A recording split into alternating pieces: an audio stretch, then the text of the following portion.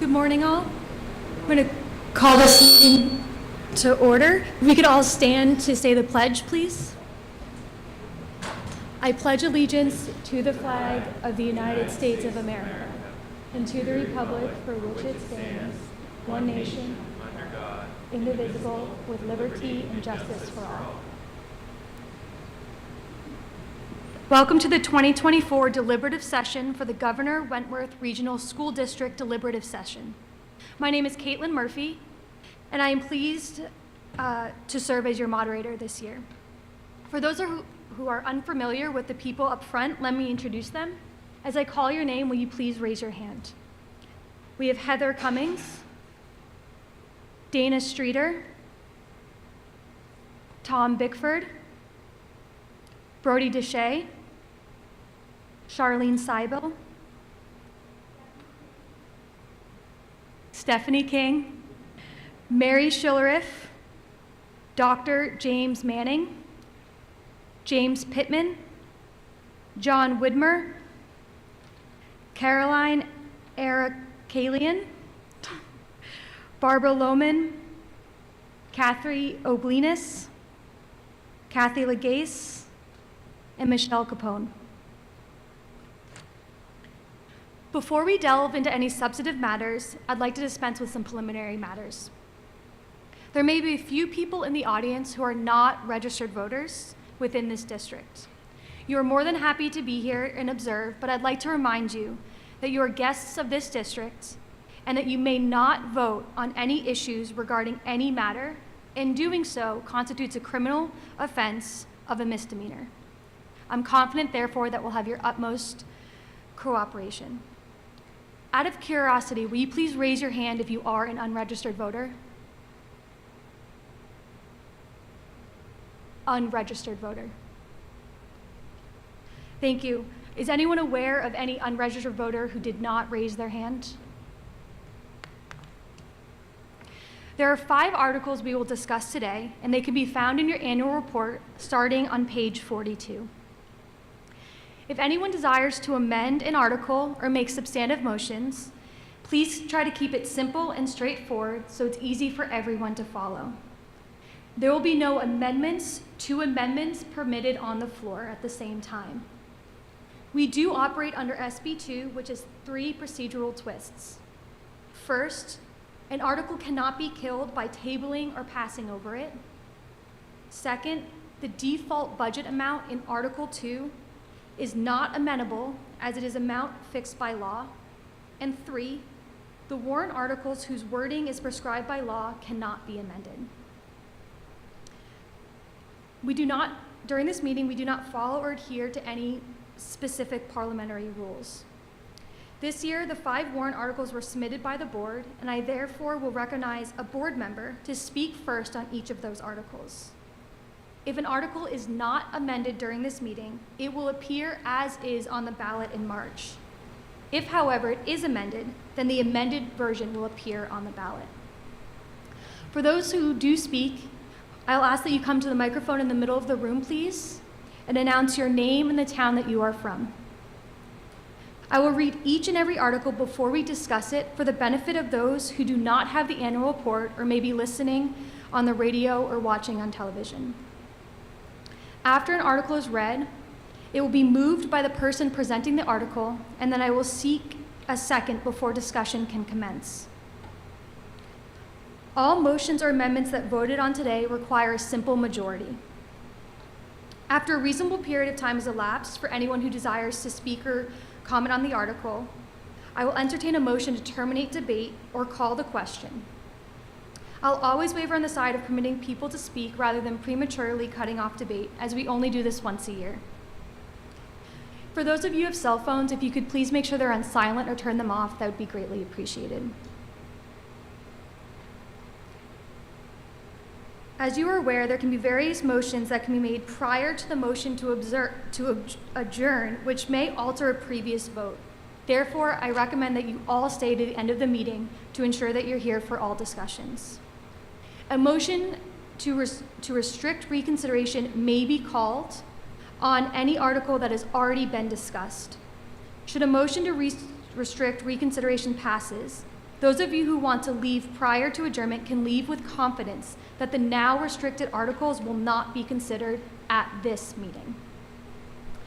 Finally, today we can only discuss issues in which the subject matter appears in the warrant article, as it'd be unfair and inappropriate to vote or discuss new substantive matters when people that are not here today have not been given notice that such subject matter would be discussed. We will vote on all articles on Tuesday, March 12th, 2024 at your respective town's polling locations. Those locations can be found on page 42 of the annual report. Finally, it has been our tradition since 1989 that the chair of the school board will deliver a state of the schools report. It is therefore my pleasure to recognize School Board Chair Jack Whittimer.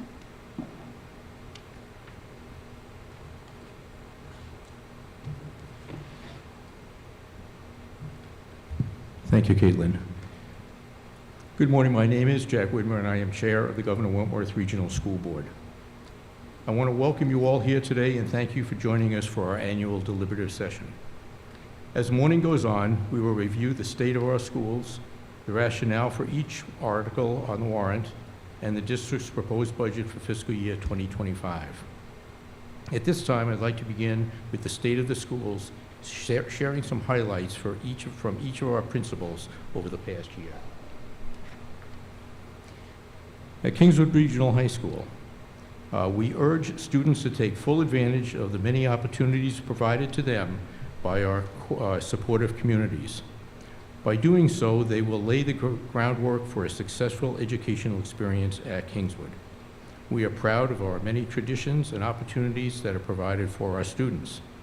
It is important for each one of our students to become involved in the school community. Outside of the classroom, we provide a wide variety of activities for students to participate in.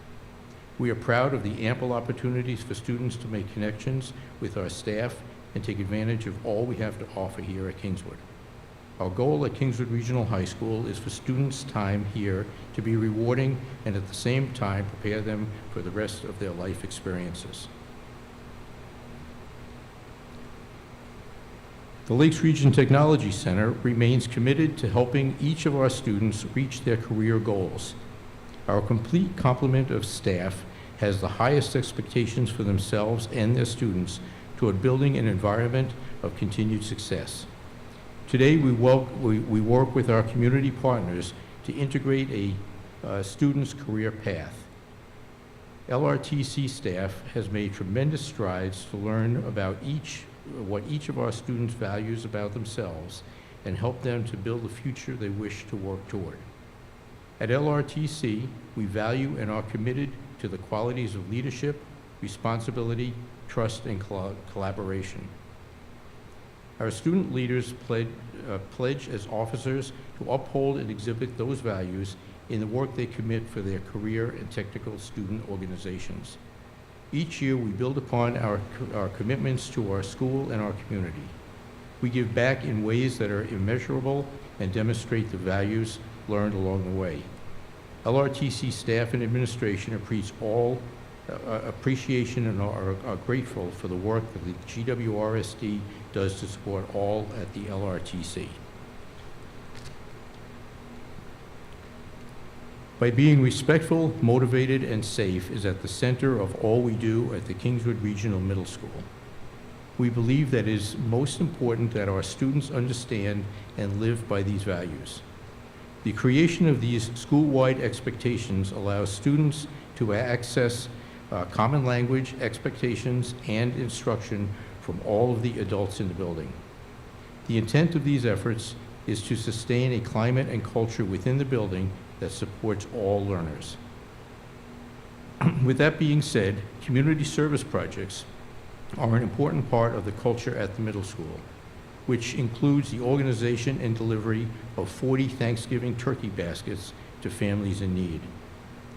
These kinds of projects help students to develop a sense of social awareness and learn patience and empathy while getting to see firsthand how they can be a positive impact on their community. There continues to be enriching academic programs at KRMS to immerse students in experiences that inspire new interests and broaden skills.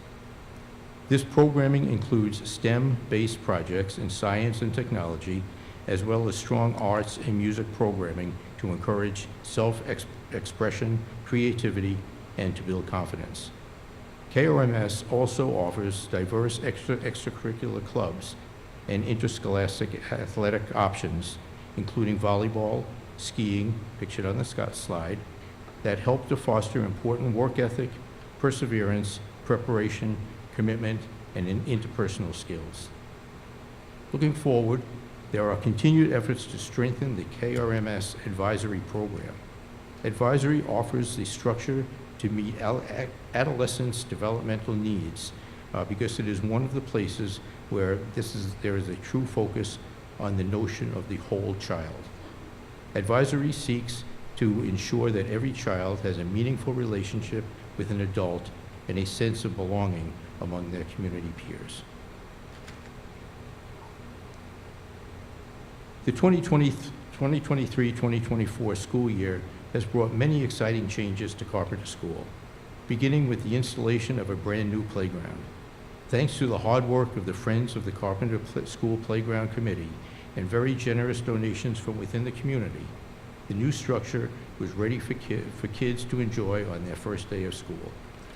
The students and staff have also welcomed their new principal, Mrs. Rowe, and have been showing her the Carpenter way, which is to be safe, kind, and responsible learners.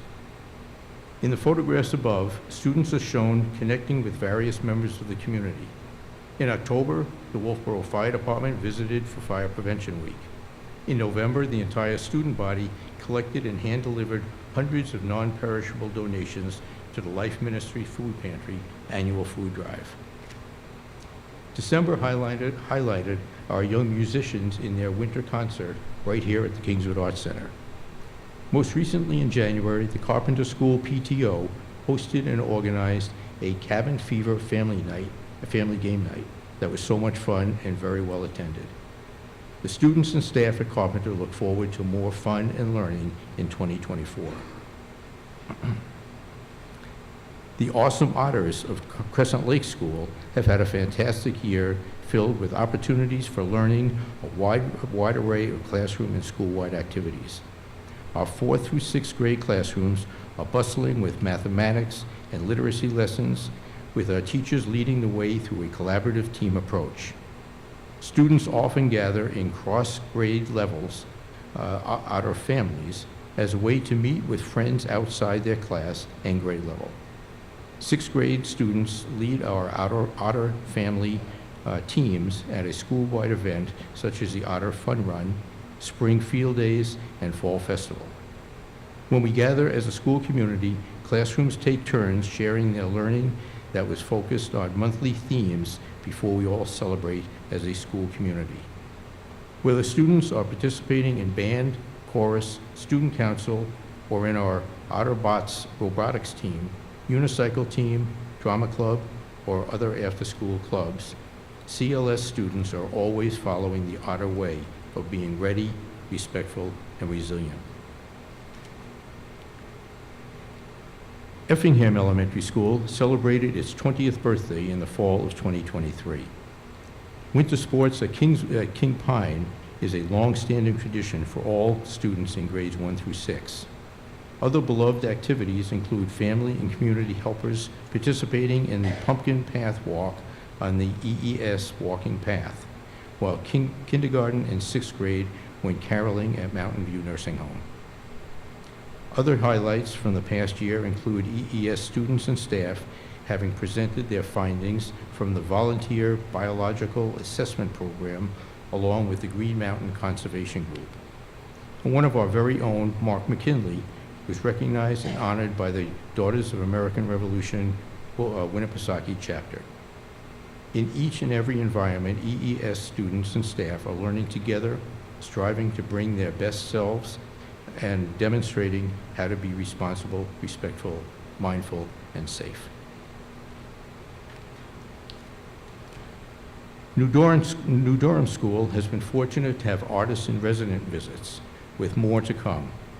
Musician Randy Armstrong, storyteller, poet, and author Jennifer Armstrong, and author Matt Esenwein have all spent time working with our students in the past several months. We also look forward to welcoming the New Hampshire Dance Institute later this spring.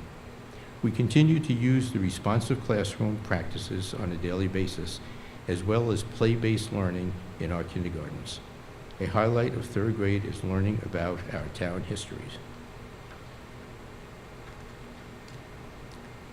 At Ossipee Central School, students are excited to participate in hands-on activities, robust learning opportunities, technology integration, field trips, and school-wide events. Here, a group of third graders are collaborating thoughts on a science experiment, while a group of energetic kindergarten students demonstrate their multi-sensory approach to learning the letter M. M is for mask. Fourth grade students experience colonial days each year and integrate history into their everyday learning.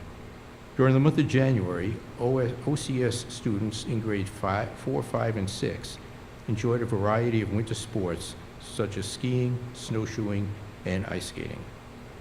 Second graders learned about our community helpers while visiting the Ossipee Central Fire Station in the month of October. In fifth grade, students are studying Native Americans and integrating technology with a visual representation to demonstrate their knowledge. First graders enjoyed Elfie selfies during the school-wide incentive focused on giving the gift of respect. At Tuftonboro Central School, the Tuftonboro students are enjoying a fantastic school year. Pictured here, grade 1 excitedly awaits their entrance cues to go onto stage at the December concert held here at the Kingswood Arts Center. Students enjoy taking part in lunch bunch activities such as learning the guitar during lunch. And Mrs. Davis, second grade, gathers around the class table to share their observations and predictions while assessing a math problem as a group. Morning meetings is an important start to each day at Tuftonboro, and Mrs. Conyers' third grade circles up for their morning meeting time. Students in fourth grade enjoy time outside while practicing their snowman building skills after the first snowfall of the year during recess time. Before closing my remarks, I would like to just extend my deepest gratitude on behalf of the entire board to our faculty, staff, and administration for your compassion, dedication, and tireless efforts on behalf of our school district community. Thank you also to the families and community members for your ongoing support, which allows us to remain the outstanding school district we are known to be. The students entrusted to us will always be the forefront of our decisions and our aspirations as a board. That concludes my State of the School address, and I now turn it back to our moderator. Thank you.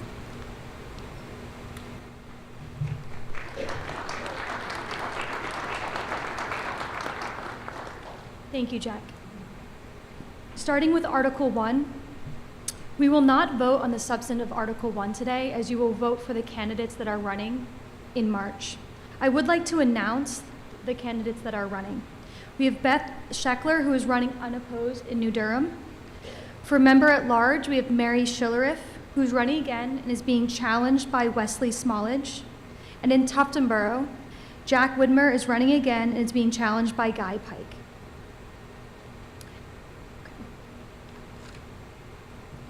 I will read Article 2.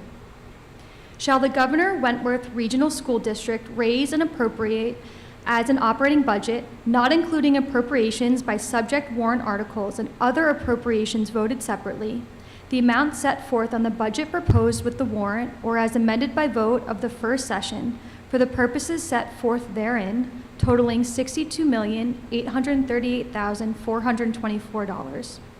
Should this article be defeated, the default budget shall be $61,578,639, which is the same as last year, with certain adjustments required by previous actions of the Governor Wentworth Regional School District or by law. Or the governing body may hold one special meeting in accordance with RSA 40:13, 10, and 16 to take up the issue of a revised operating budget only. This warrant article operating budget does not include appropriations requested in any of the other warrant articles. The school board recommends this appropriation 4 to 3 to 0, majority vote required. I understand this article will be moved by Jack. Do I have a second? Sorry, who seconded? Thank you. Okay.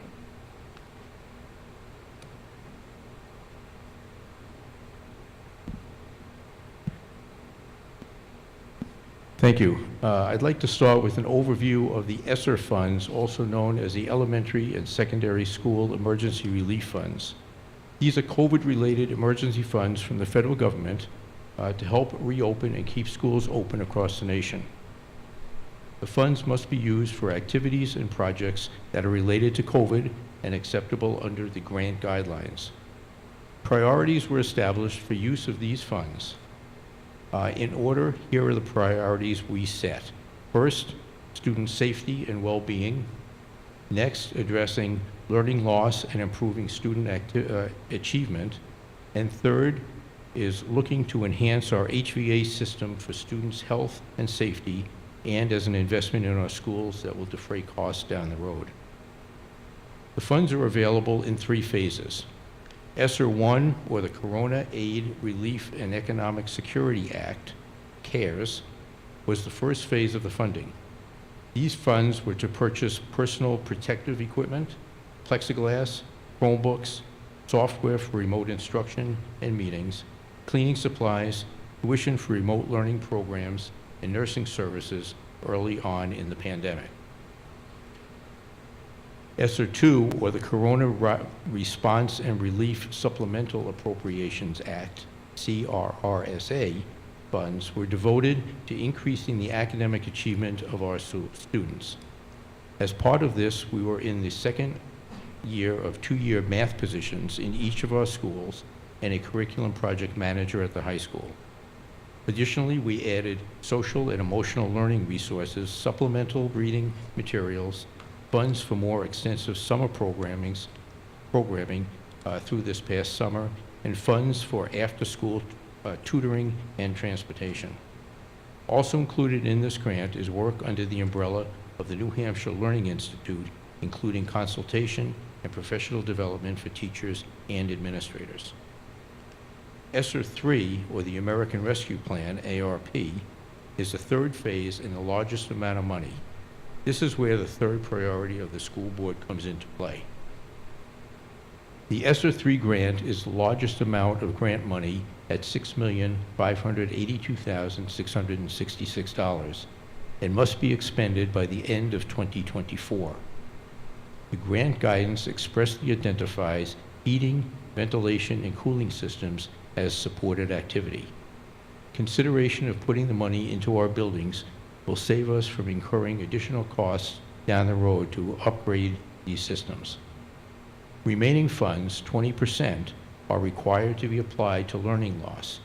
The district will apply the funds towards student programming, materials, and professional development. It is important for the public to know that the grants cannot be used to lower the tax rate. The federal government requires that in order to receive these funds, we are not disproportionately reducing state and local per pupil costs in schools and that district is not disproportionately reducing the number of full-time staff per pupil in high-need classified schools. These grants are more complex than our typical grants and have a variety of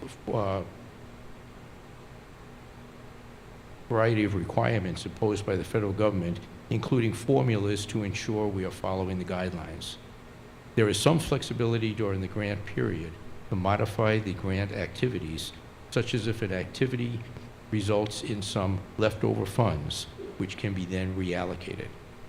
However, any unspent funds must be returned to the federal government.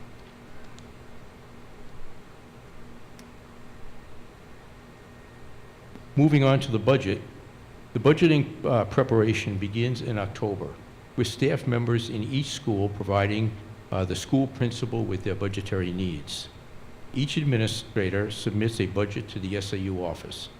The business administrator and superintendent of schools meet with each school leader to discuss the requests.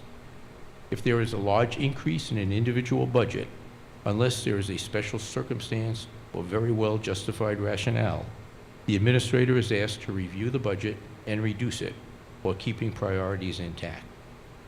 If any increase remains that does not have a strong justification, a second cut may occur. Personnel requests are made at the same time. Requests for positions may or may not proceed to the Finance Committee, depending on the strength of the rationale outlined in the need for the position. This year, we discussed reductions in positions and a few additions. Public meetings in November to discuss the budget this year were held on November 14th, 15th, and 16th. Following these meetings, additional cuts were made in order to lower the budget further. There were two other opportunities to hear about the budget. The first was at our December 4th school board meeting, where the preliminary budget was presented. The second time was January 8th at the school board meeting, when the budget was adopted.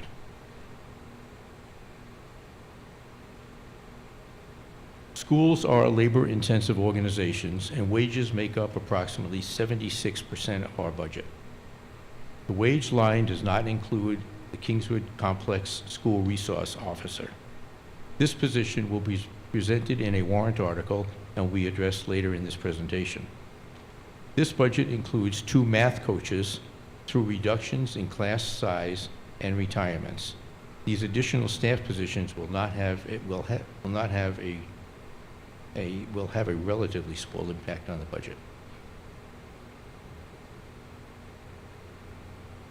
Although total enrollment is for the most part stable, there are some changes in enrollment at some of our schools. Last year's total enrollment was 2,131 students. This year it is 2,116. The high school enrollment is lower than it was last year. However, the incoming classes over the next 2 years will likely bring that number back up. Carpenter School increased by 12 students, and Ossipee also had an increase by 7 students. The largest decrease was at the middle school, with 26 fewer students this year.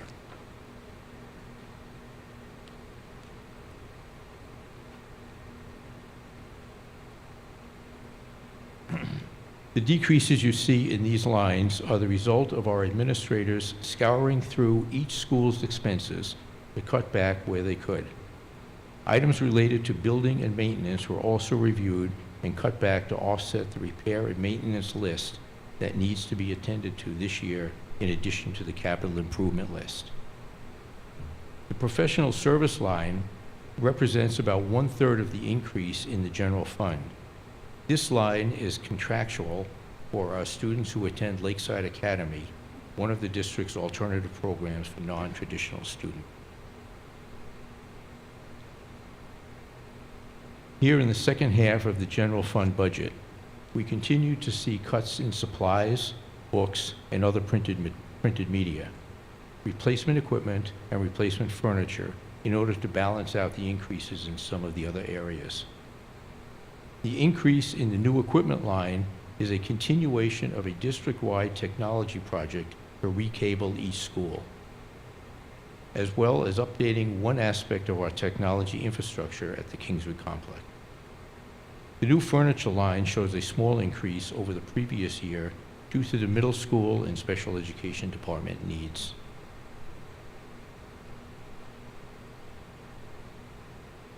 Over the past several years, we have retired our bonds from Ossipee, Effingham, and New Durham. Our principal and debt from the Kingswood complex continues to decrease. This coming year's reduction is $79,464. The interest increases as our principal decreases because we receive less state building aid with reduction in our principal. The total increase in the debt service for this year is $403.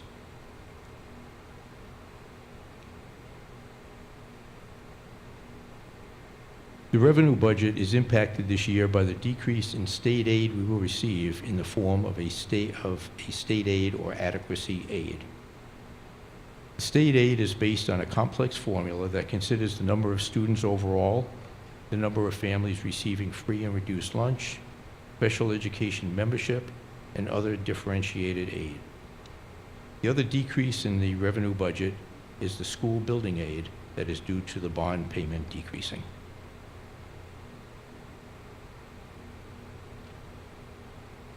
This chart shows the potential tax impact of the budget. The difference between 2023-2024 tax rate and the 24-25 projected tax rate per thousand is as follows. Brookfield increases by $1.19. Effingham increases by $2.99. New Durham increases by 42 cents. Ossipee increases by 92 cents. Cliftonborough by 21 cents. And Wolfboro increases by 42 cents.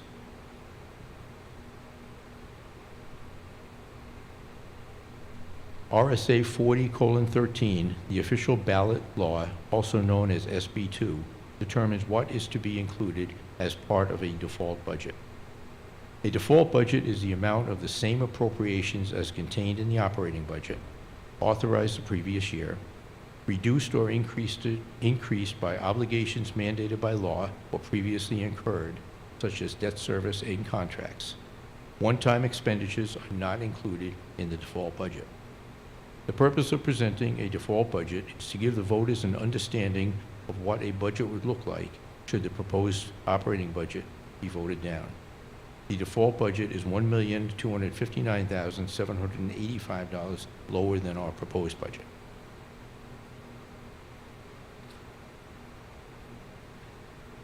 Aside from health insurance, the largest increase in the budget is in the utility lines, oil, fuel for the buses, and propane, as well as computer, software, professional services, and new equipment.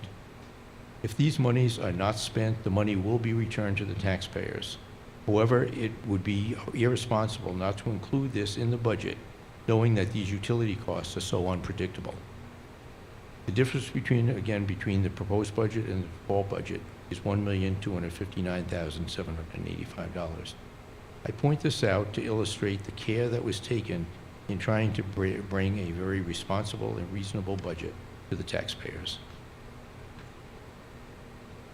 Any questions on the budget? Yep. Thank you, Mr. Chairman. When does our bond expire? Sir, will you please state your name and the town you're from? Will you please state your name and the town you're from? Excuse me, yes. Thank you. David Bickford from New Durham. Kathy, I think is it 2035?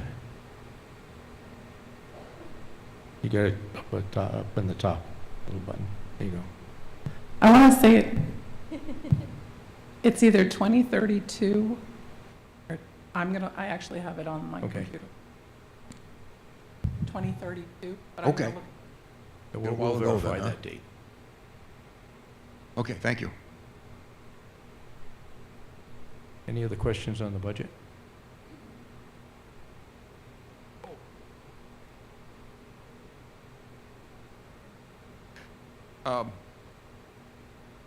I saw that the vote, there was diversity, or some people call it dissension. I'd like to know what the issues were that those that voted against this budget had, or maybe I'd like to have them identify themselves and Sure. and tell us what their feelings are. Okay, at our, the last school board meeting, when we presented the final budget to be adopted, there was a motion by some of our board members to eliminate a particular position that some board members felt was important to keep in the budget. Eliminate a what position? One of the staff positions. Oh, There were four of the members supported removing that position. 3 members at that meeting did not support removing that position. That's why the 4-3 vote. At the end of this meeting, if there's any changes in any of, even if there's no changes in any of the warrant articles, we are going to re-vote, take a roll call vote on each one of the warrant articles, and that vote will then be presented on the actual warrant that goes to the voters. The last meeting we had 7 out of our 9 members here. So this will be an opportunity for all 9 members to vote at the end of this deliberative session while we're still in session to have the official vote recorded then going forward. okay, thank you. Mr. Chair, Yeah. I'm sorry that was really loud. Can everybody hear me? Oh. I just wanted to offer some clarification. It's my recollection, and please correct me if I'm wrong, my colleagues on the board, it's my recollection that we voted 4-3 to remove the position, which was removed, but then there were other budget concerns, and so the 4-3 vote that you see here is a different 4-3 vote from the actual the vote to remove a particular position. So just to make sure everyone understands that the 4-3 vote for the budget was, after we had already voted 4-3 to remove a particular position. That is correct. So right now, Thank you. the position is out. That is correct. If for some reason there's a change today, that's fine. If not, we're going to still take a vote by the entire board, now that we have all 9 members here, Good. to vote on each one of the warrant articles to reflect the... Can you tell us what the position is? You should be able to. Yeah, it was the curriculum coordinator position that was first established during the COVID funding, and it was extended 1 year last year for this particular school year. It was suggested that the position, because of a change in personnel, the person who was doing that is now the principal of the high school. So in addition, a new person was following through on that process, and it was suggested that that particular position should be kept in the budget for 1 more year. Some of the board members felt that that was not appropriate, and that's why it was taken out. I didn't hear the name of the position. Curriculum project manager. Oh, curriculum project. Yes, curriculum project manager, and that was Okay. a federal, a federally paid position in the beginning for 2 years. We did support it last year here at the deliberative session for 1 additional year. We were hoping to have it for, again, 1 more year to finish up what needs to be done. But again, the majority of the board voted to eliminate that position for this coming year. Okay, one other. Yeah. Last year, the issue was an additional SRO, Yeah. which is a school resource officer. Yes. And- That will be discussed a little bit further down, but I can just touch on it right now that it's not included. The one position that's been an SRO for years is in our regular budget. There's a warrant article now this year for, again, the second SRO for another additional year. And the reason we brought it back without putting it in our regular budget was because we've only had the position since last September. So we wanted more time to get the monthly reports from the police department on the responses and the issues that come with the resource officer to see if another year would be Warranted. give us enough information to warrant it being a full-time budgeted position going forward. Okay, good for you. Thank you. Thank Mr. you. Chairman, Yes. could I just make one comment? Go ahead. Well, I was one of the board members who did vote against recommending the budget, and my opposition was not because of the lack of inclusion of the curriculum project manager. I personally felt this.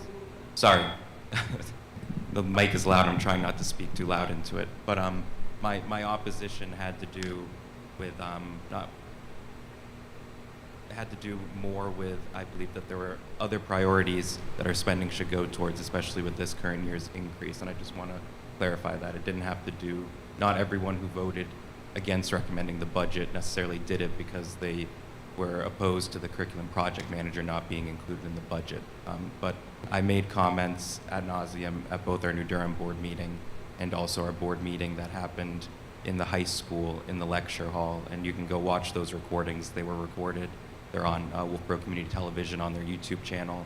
I believe Okay, it's about an I think- hour into our last meeting in January at the high school when we presented. our Okay, I think you priorities. made your point about how you wanted to vote. Thank you. Okay. Okay, any other questions on the budget? Yes.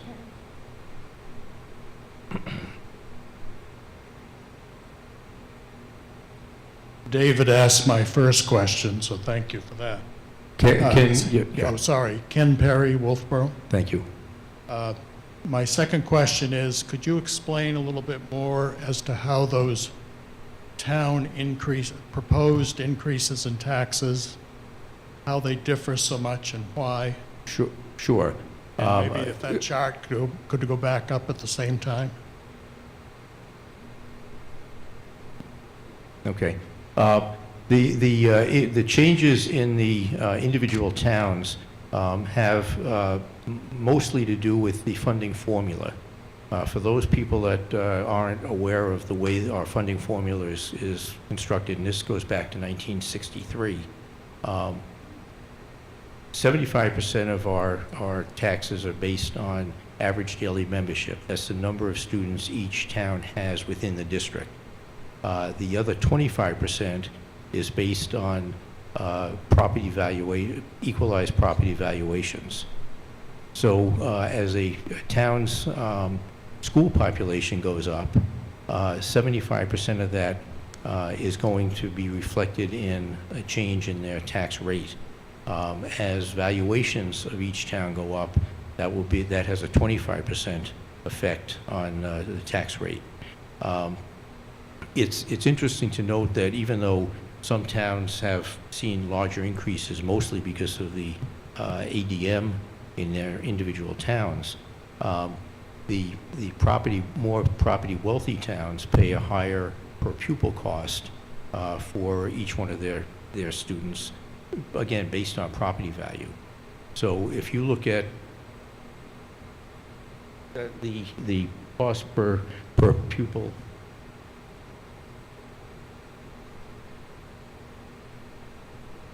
okay, yeah, the cost per pupil varies from the town of Tuftonboro pays roughly $33,000 per student.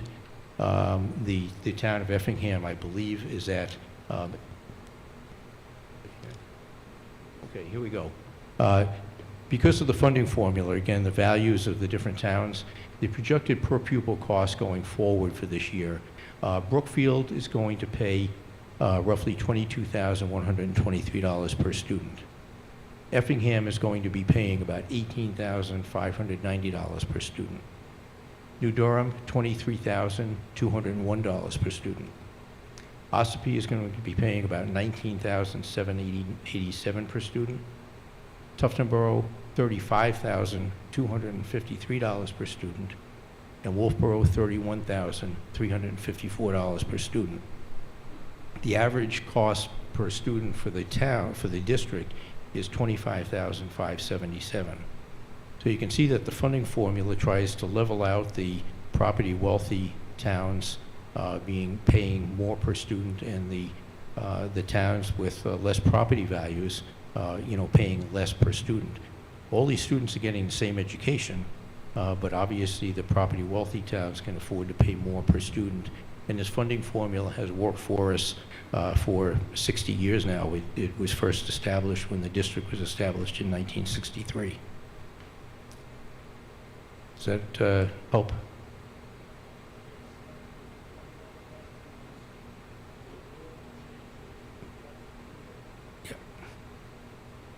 Mr. Perry, will you please use the Yeah. microphone? All right. Thank you.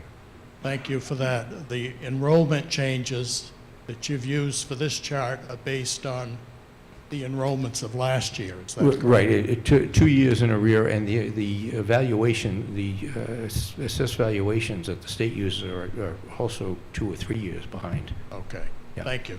And that is part of the formula. That is Correct. established in the formula, the specific years used for those. Thank you. Any other questions on the budget? Yes, ma'am.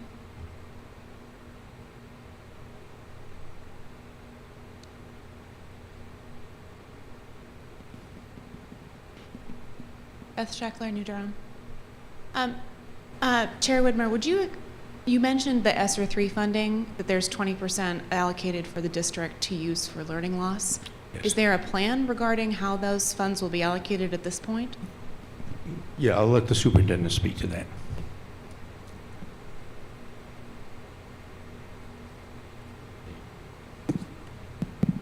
Good morning.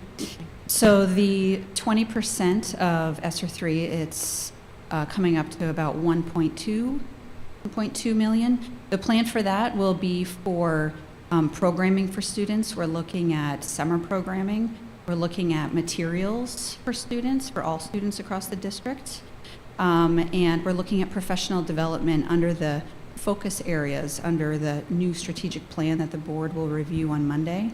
So those areas are student wellness, culture of belonging, parent engagement and communication, and academic achievement. Okay, thank you. Thank I have one other question.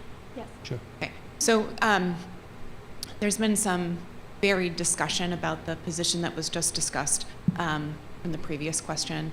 Can you speak to expectations regarding competency-based education at all of the schools? How many of the schools have adopted that system at this point? How many have not? And what is the plan going forward if the curriculum position is not included in the ultimate budget? Thank you for that question. I'll attempt to capture all those Sorry. parts. No, it's good. It's good. So at this point, we have competency-based education and reporting up through 8th grade. This position is currently based out of the high school, and the high school is the final frontier, if you will, of where this project, that's required in the state of New Hampshire to fully come to fruition. So, being based out of the high school, they would continue to work with our departments, our academic coordinators to Hold on, one moment, please.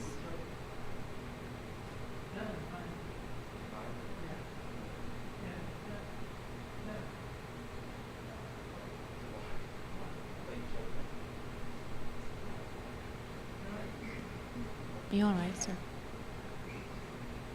He has some.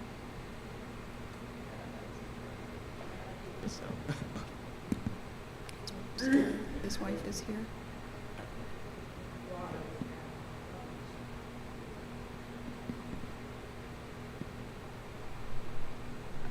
Okay, we can Okay. continue. Thank you.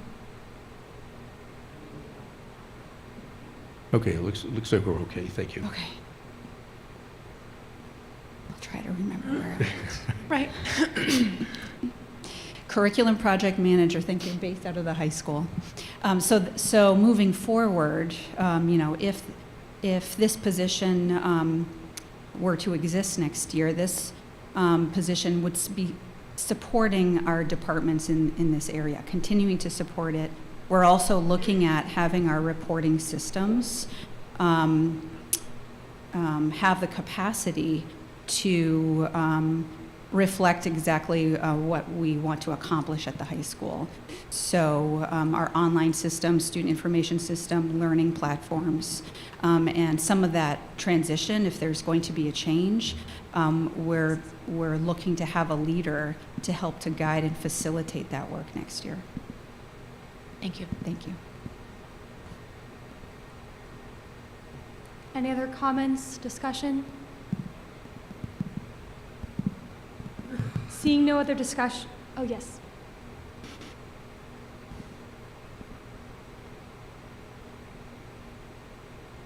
Hi, Bobby Budman, Wolfboro. Looking through the budget, I'm a little concerned. We have a new public charter school coming into our district, and I don't see that reflected anywhere in the budget. And I'm a little concerned because we potentially will be their first year startup. We'll have potentially 90 students. And the responsibilities of our school district will include making sure IEPs, food, and busing. And I'm a little concerned that I'm not seeing that anywhere in the budget. Could you speak to that and how you met with the administrators of this charter school and how we're projecting that so we won't be taking funds from elsewhere in our district to pay for these federal and state mandated charges?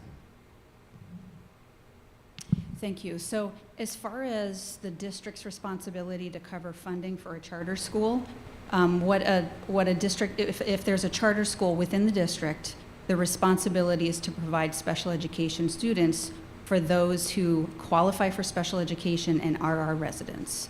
So given a new charter school in Ossipee, if we have students who are attending from any one of our towns who already qualify or who will qualify, we have to provide those services. Now, we can provide those services at the charter school, or we can continue to offer them at our schools. That's part of the piece that districts can decide. But these are services that we're already currently providing. So if there's a student at Ossipee who would, changes schools and goes to the charter school, we would shift those services to either be there or the student would receive those services at Ossipee. The transportation that is required is only within the district.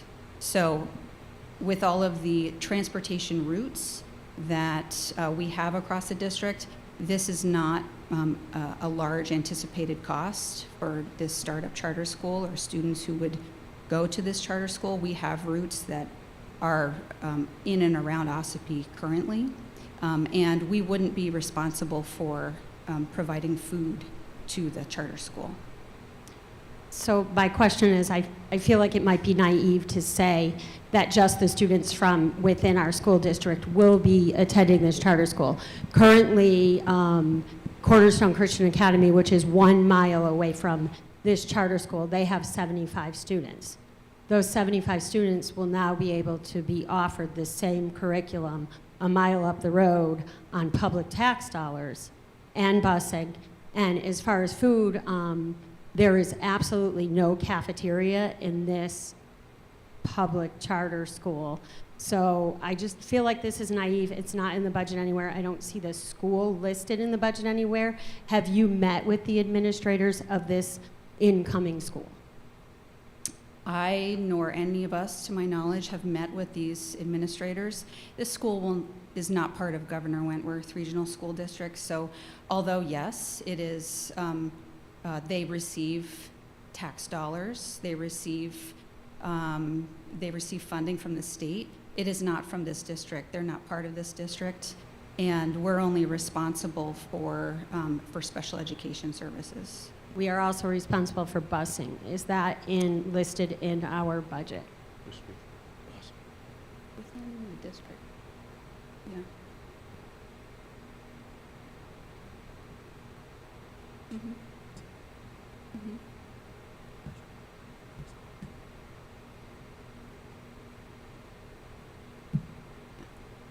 So it would be within the district, as I explained previously.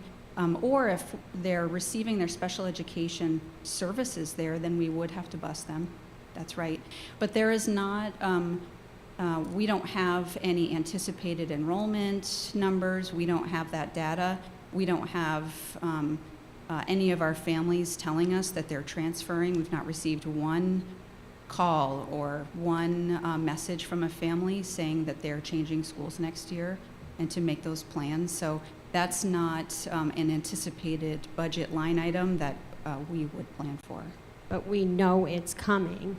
Do we not have to anticipate for the fact that we potentially have 75 students at Cornerstone Christian Academy who could be switching over to our public charter school, where we are responsible for making sure our special education students are properly receiving what they need with IEPs, 504s, and the support they need.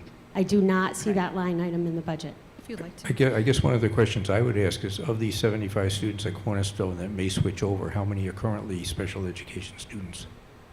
Well, that is what I'm relying on our school district to make sure we're meeting the needs of the taxpayers, so we don't have a fallout. If we're going to anticipate potentially $1.4 million that's going to have to be diverted to this school, where are we going to get those funds? Are we going to be taking them away from our athletic programs, our music programs, our art programs? We need to figure out where these funds are going, because once our budget's established, it's established. And I want to make sure that when this charter school is getting pianos and their music program is growing and we're funding their school, that none of us voted in, that we're not removing our music programs in our schools that we did vote in. And I just think that this is a budget item that needs to be discussed before this is brought forward to the taxpayers.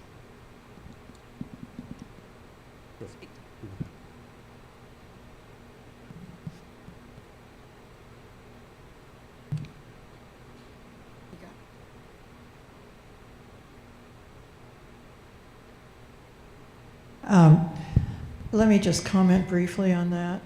State law requires the school district where the children attending the charter school reside to provide special education services.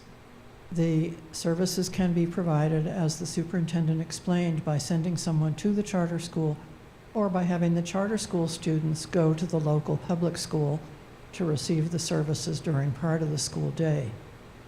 Typically, it's a wash.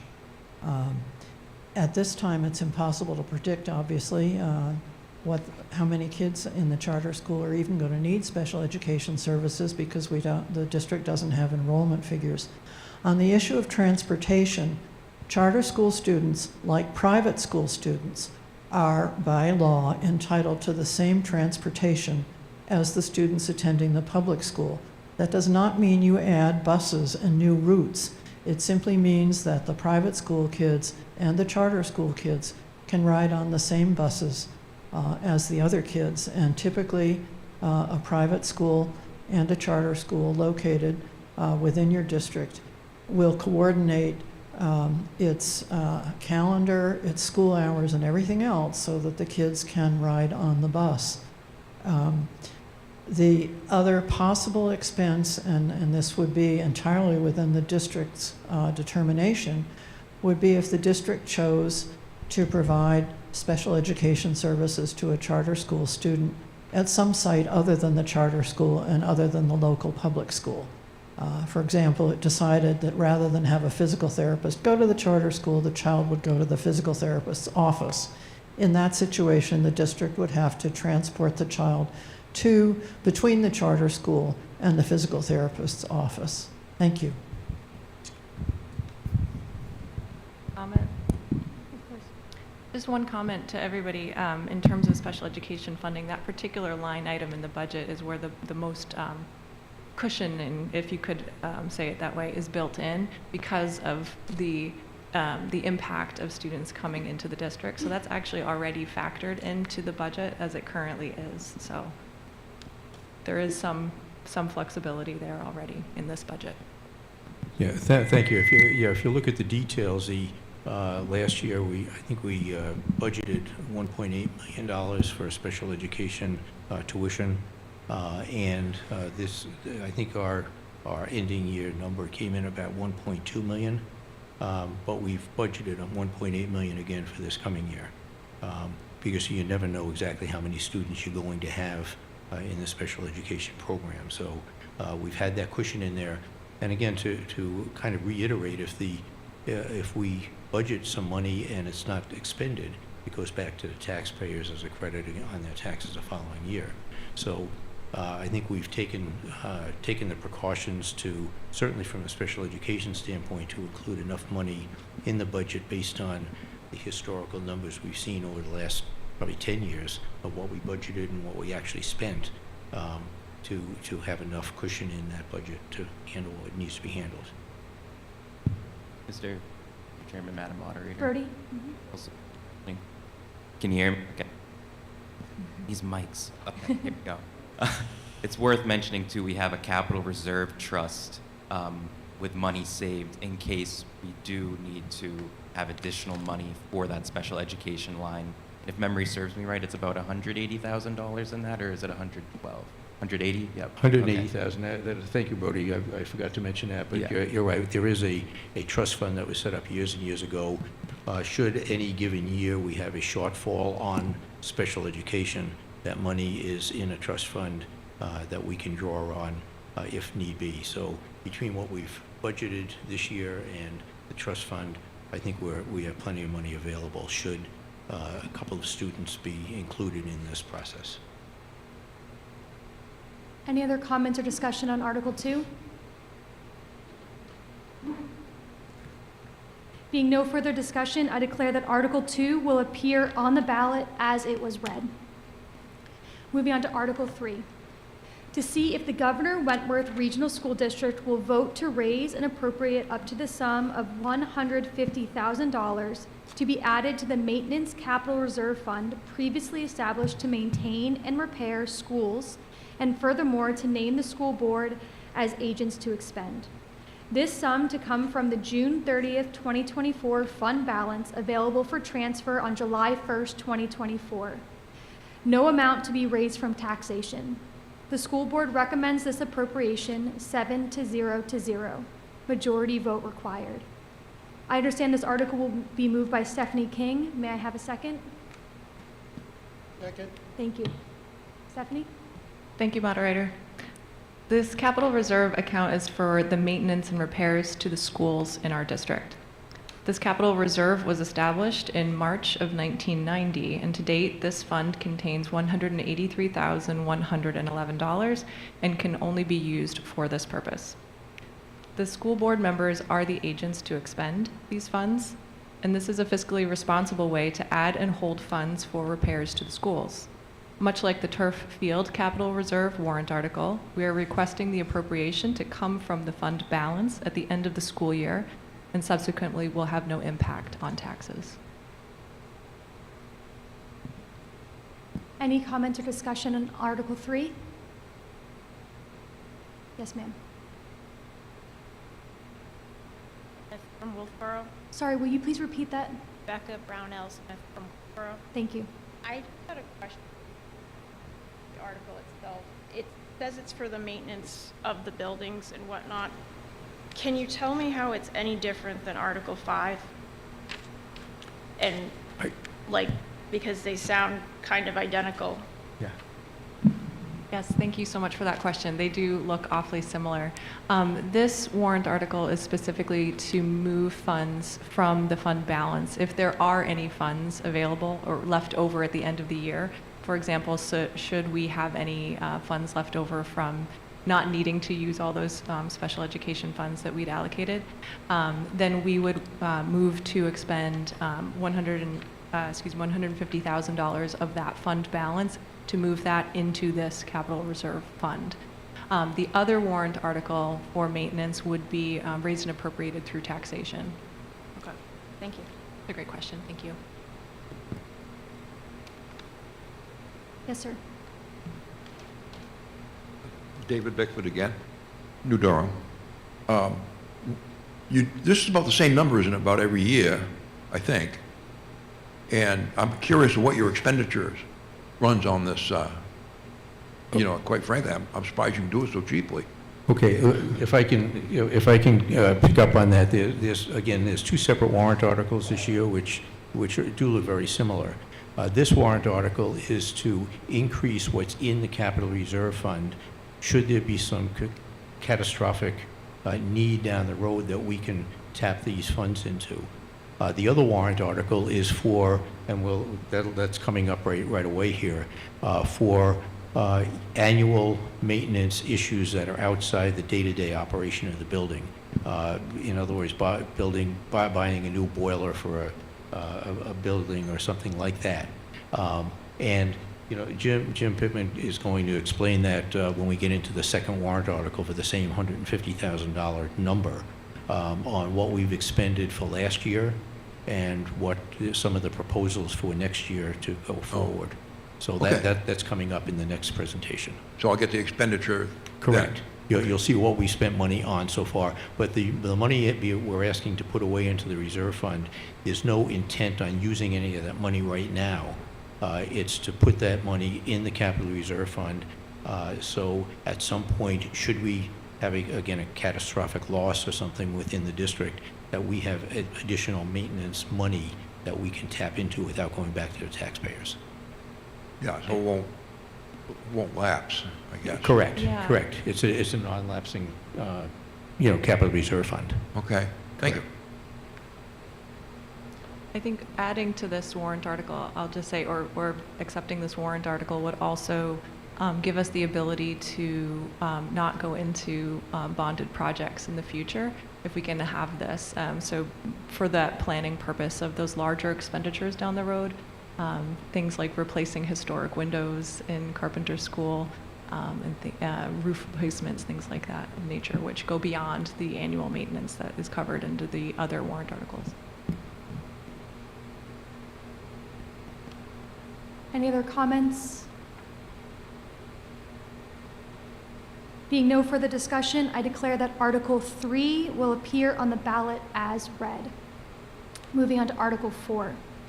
To see if the Governor Wentworth Regional School District will vote to raise and appropriate up to the sum of $60,000 to be added to the Turf Field Capital Reserve Fund previously established, and furthermore to name the school board as agents to expend. This sum to come from the June 30th, 2024 fund balance available for transfer on July 1st, 2024. No amount to be raised from taxation. The school board recommends this appropriation 6-1-0. Majority vote required. I understand this article will be moved by Brody Deshays. Do I have a second? So moved. Thank you. Brody? Thank you, Madam Moderator. Each year for the past several years, we have presented a turf field capital reserve warrant article. The capital reserve was established to avoid the district having the full expense of replacing the turf field all at once. The life expectancy of a turf field, specifically ours, is about 10 to 12 years at a cost of approximately $775,000 to replace. Currently, we have approximately $736,000 in reserve.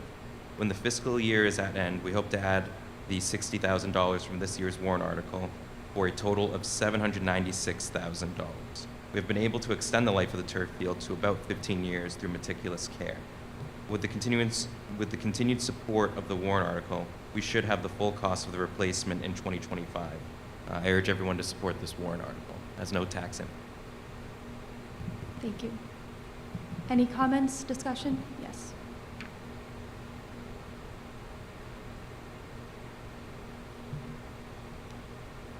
Bobby Bedman, Wolfboro. First, I want to applaud the one dissenter on this $60,000.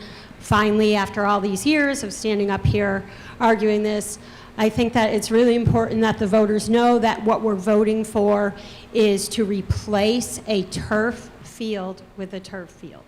And to do that, our turf fields are loaded with PFAS and PFOS. Cities like Boston are ripping out all their turf field. Major League Baseball is ripping out all their turf field. Football stadiums are ripping their turf fields out. They cause cancer in our children. It is absolutely amazing that we have a board that sits up there and still votes for this $60,000 every year. I urge the voters to say no to this. I urge the voters to start working towards ripping out this turf field. A pretty field year-round is not worth our children getting lung cancer and getting cancer. Thank you. Any other comments, discussion? Being no further Madam, I Oh, think sorry. Ms. Yes, King has a Stephanie. comment. I want to say we did actually look at quite a bit of the research behind it, and there's quite a bit of mixed the research is inconclusive in terms of what the effect is. And we also looked into what the cost would be of a field that did not include any PFAS chemicals of, I believe it was, Kathy, coconut husks? Coconut. And the cost was 4 to 5 times greater, which didn't, with the inconclusive research and the extremely prohibitive cost, it was deemed that we wanted to replace the turf field with the existing materials. So it was thought through thoughtfully, and thank you very much for your comment. Before Brody? you go, Charlene, thank you, Madam Moderator.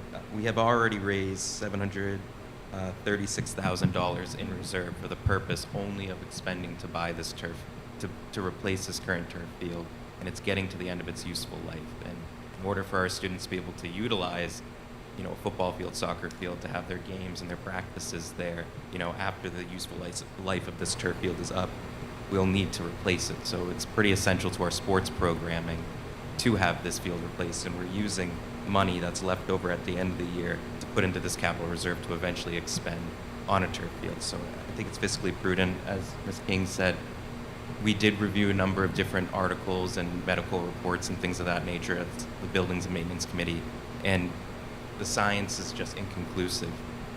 We haven't had any issues in our district, so I'm quite confident that this is the prudent move for the voters to support. Thanks. Ms. Sabo? Thank you. As the one board member who voted against this, I will share with you that I believe it was last spring, although I'm not on the Building and Maintenance Committee, I attended a Building and Maintenance Committee meeting where this was going to be discussed. I provided a number of links to scientific articles detailing the issues that the crumble causes because of the various carcinogens present. I asked the Building and Maintenance Committee, as well as the administration who was present, if we could do 2 specific things. I asked for an independent third-party testing of the crumble to report to us what exactly it contains in terms of potential carcinogens. I never received that information. I also asked that our parents whose students participate in sports on this particular field, I ask that to protect the district from any kind of liability down the road, because cancers don't appear overnight. I asked that we at least have our parents of student athletes sign a waiver understanding the issues that the health issues that can be caused. And to my knowledge, that was never done either. And I cannot, in good faith, support something because the fact that the science is inconclusive, to me, does not mitigate the fact that there are plenty of scientific studies that have shown that not to be the case. And so, in good conscience, I cannot support this. Mr. Pittman? Yes, thank you.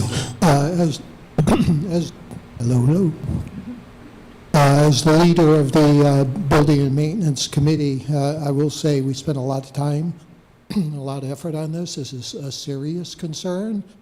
So I want to be frank that we're not glossing this over. As mentioned, the alternative materials are significantly more expensive. I also mentioned that the life cycle of it is projected to be probably half of what the current turf field offers. So it makes the price gap even bigger.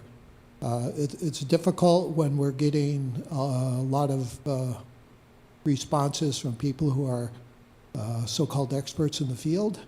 And we're not going to just ignore this going forward, but we do need to have more information if we're going to change our approach to this. So just want to be sure that everybody understands we're not sweeping this under the rug. Hi, Becca Brownell Smith again. Have they priced out a sod alternative? Kathy, do you remember? Most of the games, when they go away, they don't have a nice turf field. They're on grass.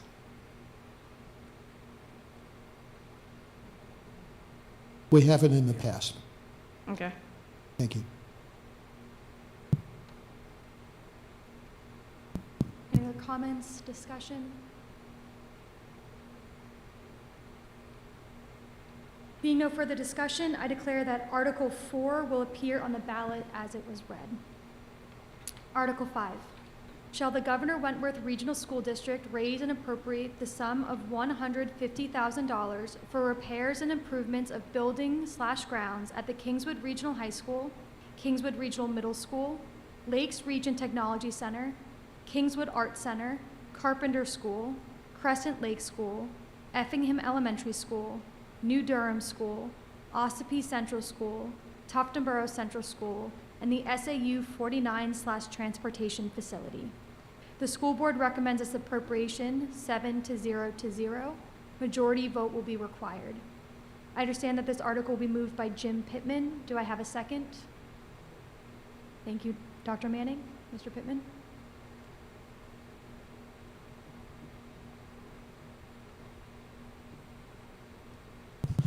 Okay, thank you very much.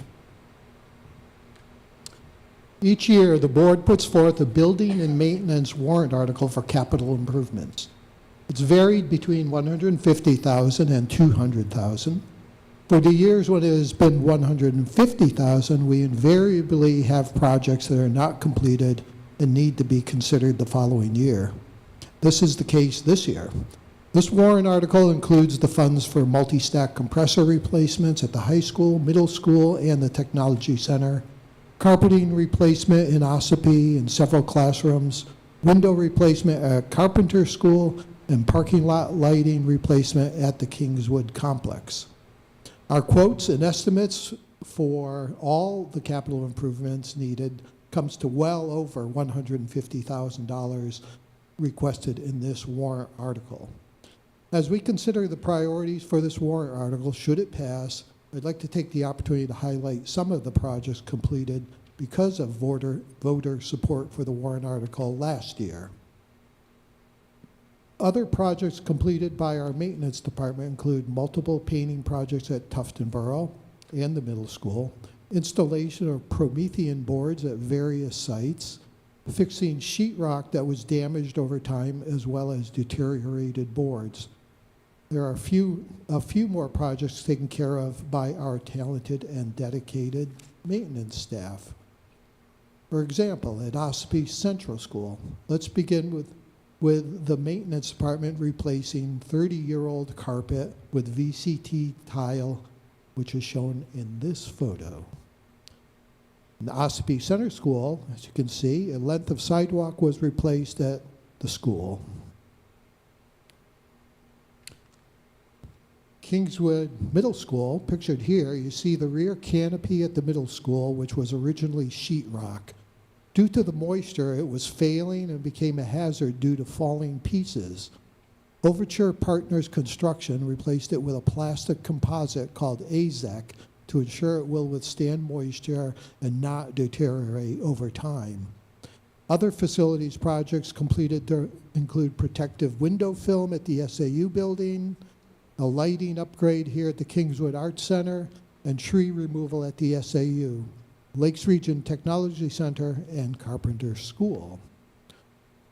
Upcoming projects include finishing up with the New Durham School window replacements, which means that all windows will be secure and energy efficient.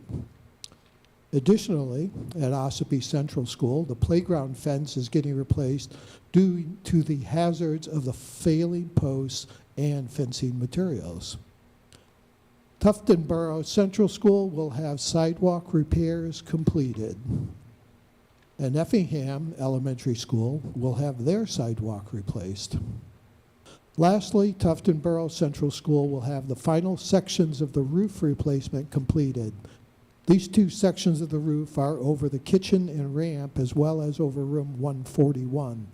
These sections of roof are flat membrane roofs that have outlived their expectancy. With that, I will turn it back to our moderator. Thank you. Thank you. Any comments or discussion? Mr. Bickford? Dave Bickford, New Durham. Have you ever thought about using a formula?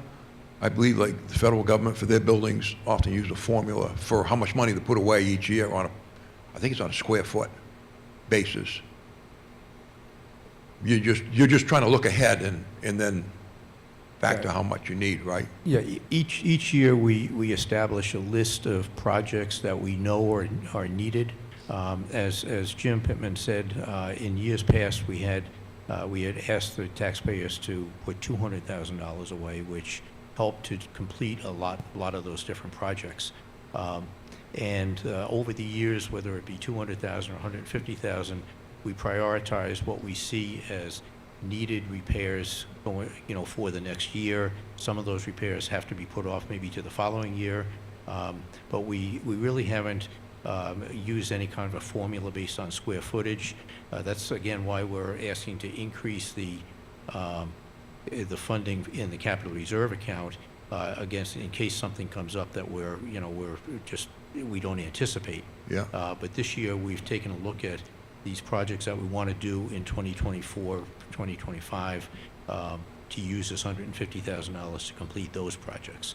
It makes sense what you're doing. It's just that it might be smoother if you could find a formula for you got a lot of buildings to deal with. We do have a lot of square footage to deal with, and hopefully that we've been doing this now for, I'm going to say maybe 15 years or more, expending each year $100,000 to $200,000 on maintenance to avoid some of these major catastrophic issues. But we can certainly take a look at other ways of approaching this. Thank you.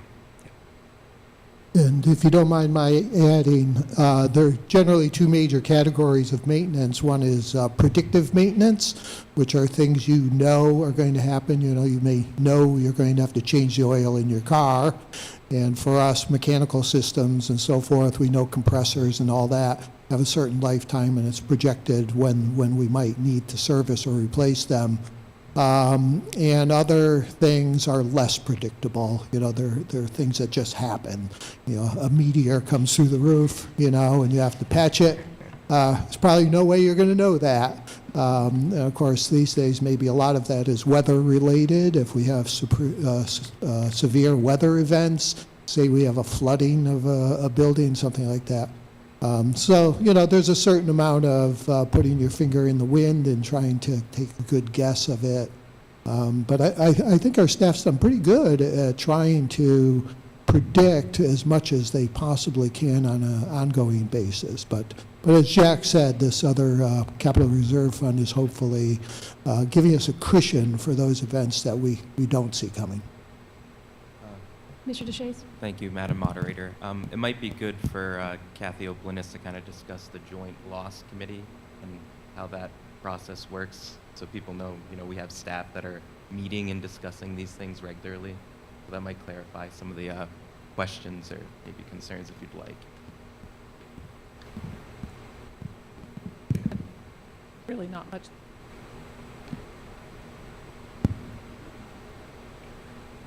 I think you had it. Just not much to add to it.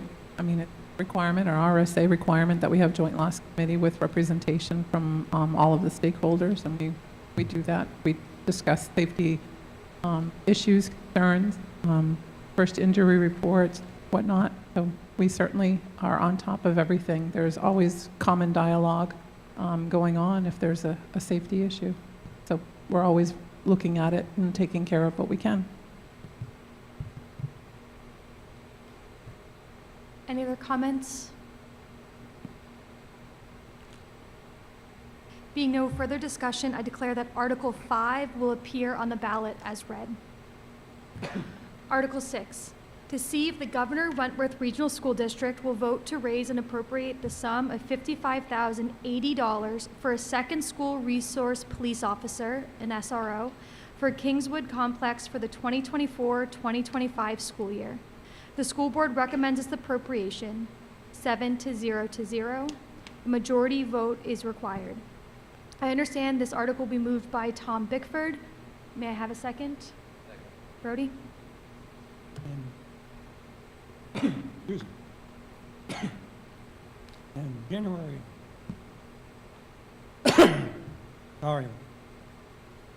in January of 2023, Wolfboro Police Commissioners and the police chief and Harmon, okay? Yeah, Mr. Bickford, you're breaking out. Yeah, thank you. Breaking up, okay. Bad start, I'll try to do better. In January of 2023, the Wolfboro Police Commissioners, the police chief, and members of the department came to the board and proposed a second full-time school resource officer for the Kingswood Complex. Now, as you probably know, the Kingswood Complex consists of the Kingswood High School, Middle School, and Lakes Region Technical Center, all mostly under one roof. An exception to this is that the Kingswood Arts Center, which we're in now, and some of the outbuildings for the Lakes Region Technology Committee, where they have classes, are also outside of the main complex. The Wolfboro Police Department and Commissioners convinced the members of the board that the needs for student safety inside and outside the Kingswood complex have increased beyond the capacity of the one existing full-time SRO, School Resource Officer. The Town of Wolfboro Budget Committee has voted to place an article on their half of the cost for this position. The Governor Wentworth Regional School District warrant article includes the remaining half of the funds needed to create this position.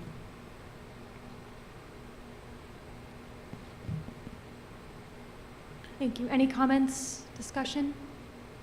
If I can elaborate like I did before, this second position was voted in last year as a one-year position with the intent of including it in our regular budget this year. Because of the short time between September when this position started and here we are, February now, the school board has asked the police commission for monthly reports on the activities for the SROs. We felt that because we've only had 5 or 6 months of activity to look at, that it wasn't appropriate to just automatically include this into our regular budget, but to ask this as a separate warrant article for one more year. That will give us plenty of time to look at all the stats and the information provided by the police commission to again justify the need for the second SRO. Everything we've heard, everything we've read, certainly seems to make it appropriate that a second SRO in a complex this size is warranted. But again, going through the budget process, we felt it was best to put it on as a separate warrant article again for one more year. And if the information we receive from the police commissioner at the end of this year and going into next year as the budget process starts, we'll have a lot more information to justify making it a full-time in the budget position as opposed to a separate warrant article. Go ahead, Brody. Yeah, if I could just clarify, thank you, Madam Moderator. If I could just clarify one thing, the town of Wolfboro this year doesn't have a warrant article for the SRO. It's included in Wolfboro's general operating budget, so our warrant article too. So if you're a Wolfboro voter and you go to the polls, in March and say, where's the SRO warrant article? That money's included in the Wolfboro Police Department's budget. So there is money that the town of Wolfboro is appropriating. It's just not via a warrant article. It's through the regular operating fund. Thank you, Brody. Any other comments? Yes.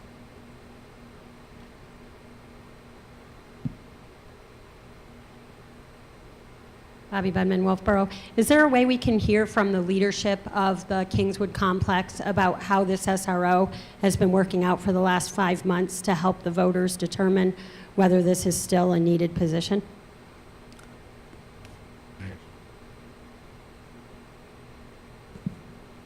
Thank you. We did hear from the middle school administration at our finance committee meeting when we have principals report out on positions and their individual school budgets. I can share that specifically from the middle school, it's a very positive response. As Mr. Bickford explained, what's required for our original SRO has exceeded, over that for one officer. And so now that there is a second officer on the Kingswood campus, there's more of a presence at the middle school. So not only is there protection from anything from the outside, there's also assistance with students and connections and relationships made for more of a preventative service that we have at both schools. Students approach our SROs and they ask questions. They feel comfortable. They work together to solve problems. So it's been very highly well received and very positive. Thank you. Any other comments, questions? Yes, Stephanie? I know one of the, the SRO is meant to be a preventative to any incidents of that could threaten school safety. But I hope that the board continues to look at next year rates of exclusionary discipline as one of the metrics to measuring the effectiveness of this position. Again, the research on the presence of an SRO in the building and the impact on exclusionary discipline is mixed, and so I think locally we'll be looking at what that is, or I hope that the board looks at that as one of the metrics to evaluate this position. Sure. Oh, that's right. Oh, any other comments? Being no further discussion, I declare that Article 6. Oh, Oh, yes. Beth.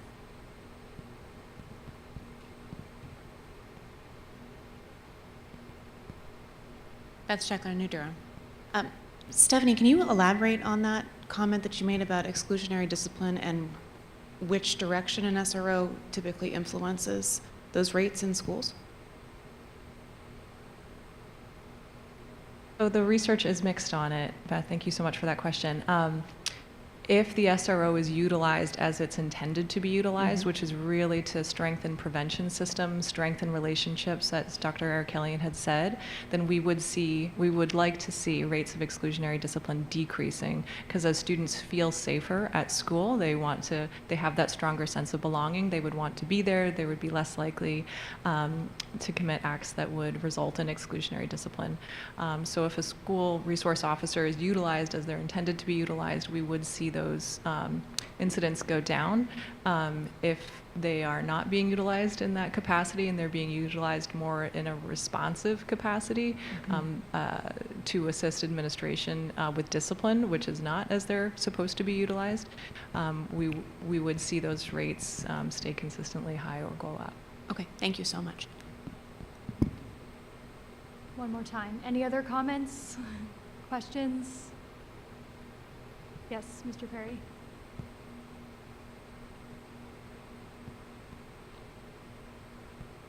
Just to be clear, could you define exclusionary discipline? Yes, thank you so much. I apologize for using jargon.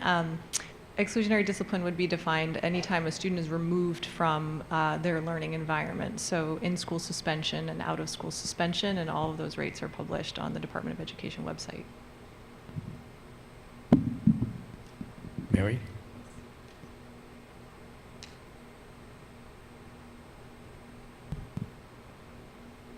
So I sat here last year, somewhere over there by Bobby, when it was proposed for the SRO, and as an educator, retired educator, it was around the beginning of the inclusion of the officers, and what I heard loud and clear was, in addition to the positive impact, relationships and that sort of thing, and not so much to catch students being bad, but to make that environment such of caring and trust. But I also heard, and this struck me hard as a teacher, good part of it having the need of the second is because of the paperwork involved to document, and not that there is a preponderance of issues, but that every contact in shape or form, any shape or form, needs documentation.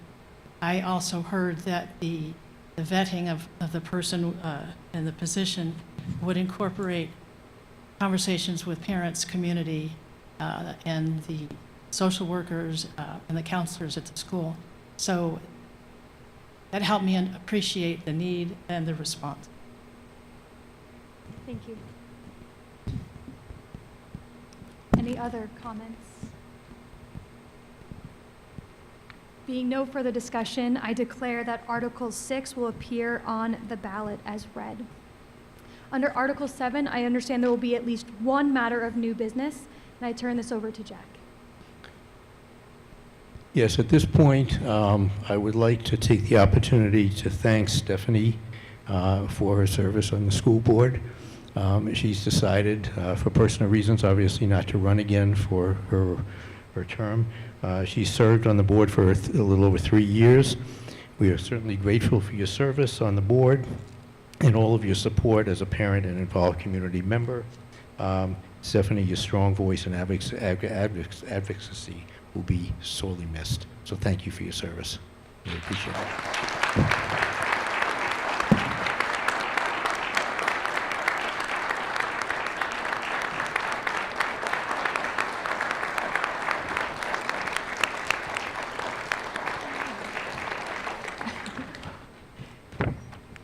And my last comment is, please vote on March 12th. Thank you, Jack. Ms. King, would you like to say anything? I just want to say thank you all so much. It's been a pleasure and a privilege to serve the students, families, teachers, and taxpayers of this community. I'm going to finish my PhD, and I need time to do that. So, and Beth Scheckler from New Durham, who is running unopposed, will be a wonderful addition to the board. So please support her, and thank you all so much. Thank you, Stephanie. Appreciate it.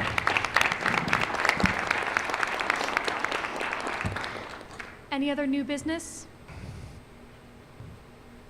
Okay, I just want to remind everyone that the board is still in session, and after the deliberative session is ended, we will stay here and we will vote again, take our vote on each one of the warrant articles, and that vote will then be the vote that's posted at the polls. Thank you. Seeing no other new business, I will entertain a motion to adjourn. So moved. Thank you, Mr. Shea. A second. Thank you, Bobby. We are now adjourned. Thank you. If you want to stay for our board vote, you may. If not, you can certainly be on your way. And thank you again for coming today. Really appreciate your support.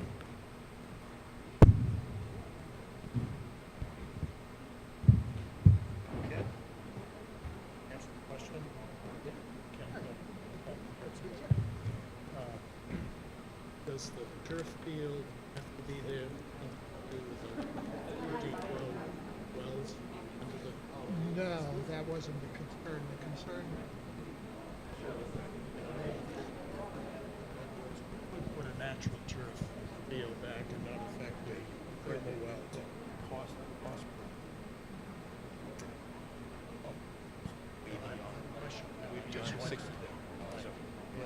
And related to that, I think it would be good if each year you could remind the voters instead of the school thing, the benefits we're getting from those wells, plus the solar field at FNM Pool, and whether there's opportunity to do others now. I'm glad you mentioned that, because I'm from it.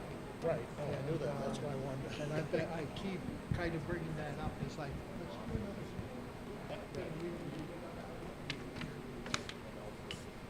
But it's also good for the community groups to see how easy it was, and I understand.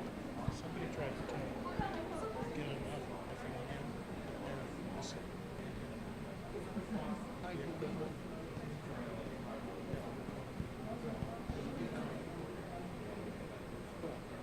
Years ago, especially. Not sure we have.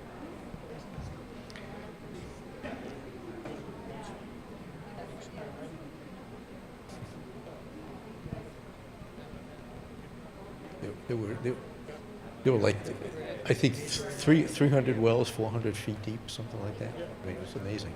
Yeah. Thank you, Ken. Okay, the board's going to now take a vote on each one of the warrant articles, and I'll do a roll call vote. So on Article 2, which is the budget as proposed, there was no changes at the meeting today. All those in favor of moving forward with the budget today, we'll take a vote. First, Tom Bickford. Brody. No. Stephanie. Yes. Dr. Manning? Yes. Jim Pittman? Yes. Charlene? Aye. Mary? Sure. As regards Yep. Thank you, Stephanie. I'm going to miss you because you always help me with my microphone. Okay, thank you. As you remember from my position at the board meeting, this struck hard because of seemingly the decision to monetarily address an issue. It was, and I know, and Brody, I heard what you had to say, but the cut of a curriculum teacher whose function was to follow through. And I've heard varying things over the course of time. But given there's a lovely expression that you can't put your foot in the same stream twice, and for the goal of harmony and to moving forward, my vote would be to approve this article. Okay, thank you, Mary. Dana? Yes. And chair votes aye anyway, so it will appear on the ballot as an 8-to-1 support from the board. Okay, on Article 3, which is the $150,000 maintenance article to be put into the Capital Reserve Fund. Any discussion before we vote on that? Okay, all those in favor, Tom? Brody? Aye. Stephanie? Yes. Dr. Jim? Yes. Jim Pittman? Yes. Charlene? Mary? Dana? And chair votes aye. That's a 9-0 on that warrant. Next warrant article is the $60,000 turf field. I think we've had enough discussion on that, so we'll just move forward with that. Tom? Brody? Stephanie? Dr. Jim? Jim Pittman? Yes. Charlene? Mary? Dana? Chair votes aye. 8-to-1 will appear on the warrant article at the polls. The next is the maintenance warrant article for $150,000 for upcoming projects. Any discussion? Okay, all those in favor. Tom? Brody? Stephanie? Yes. Dr. Jim? Yes. Jim Pittman? Yes. Charlene? Mary? Dana?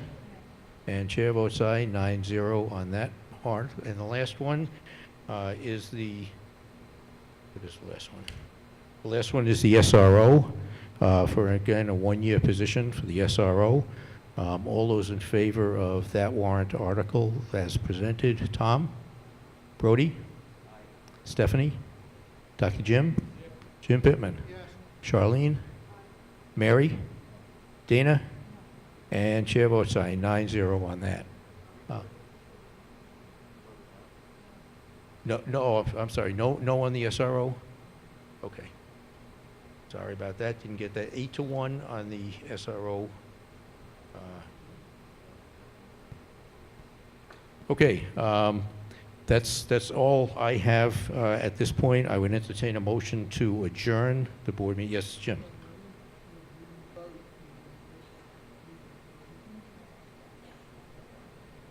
Yeah, as the deliberative session ended, we're done with that. Okay, no problem. So now I'd entertain a motion to adjourn. Okay, moved by, no, the motion by Stephanie. All right, motion by Stephanie, and Brody seconded it, all right. All those in favor of adjourning, Tom? Brody? Stephanie? Dr. Jim? Jim Pittman? Charlene? Mary? Dana? And chair votes aye, 9-0 to adjourn. Thank you so much for giving your time today.